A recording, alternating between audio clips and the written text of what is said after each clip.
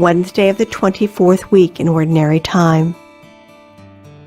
A reading from the first letter of St. Paul to the Corinthians.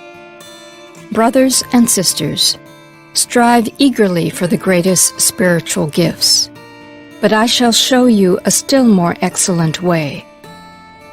If I speak in human and angelic tongues, but do not have love, I am a resounding gong or a clashing cymbal.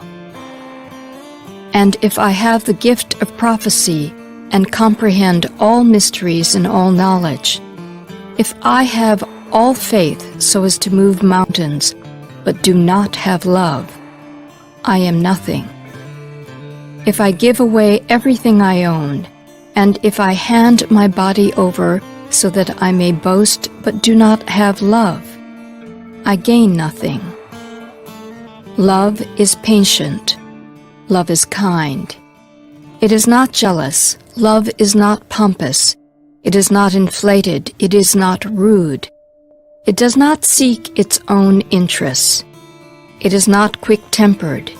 It does not brood over injury. It does not rejoice over wrongdoing, but rejoices with the truth. It bears all things, believes all things, hopes all things, endures all things. Love never fails. If there are prophecies, they will be brought to nothing. If tongues, they will cease.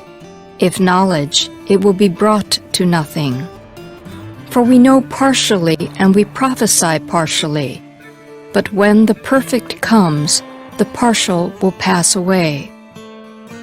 When I was a child, I used to talk as a child, think as a child, reason as a child.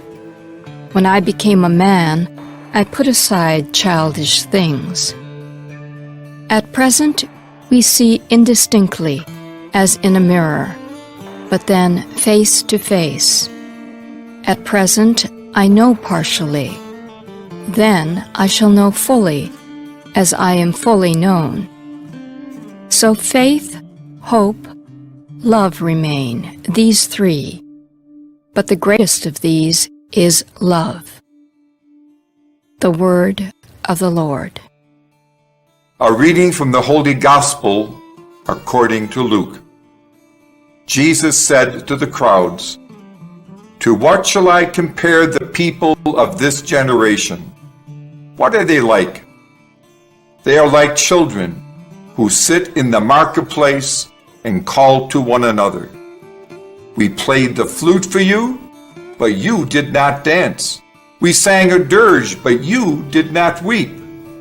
For John the Baptist came neither eating food nor drinking wine, and you said, 'He is possessed by a demon.'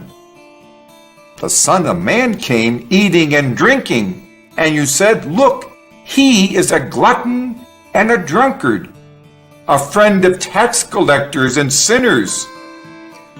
But wisdom is vindicated by all her children." The Gospel of the Lord. Reflection. What do children's games have to do with the kingdom of God? The children in Jesus' parable react with disappointment because they cannot convince anyone to join in their musical medley. They complain that when they play their music at weddings, no one dances or sings, and when they play at funerals, it is the same dead response. This refrain echoes the words of Ecclesiastes 3, "For there is a time to weep and a time to laugh, a time to mourn and a time to dance."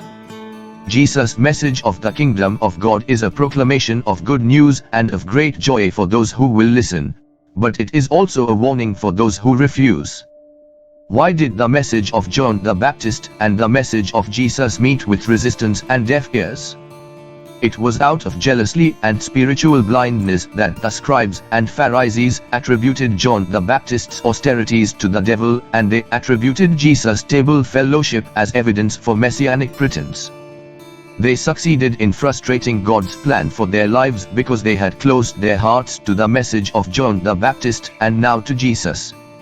What can make us spiritually dull and slow to hear God's voice?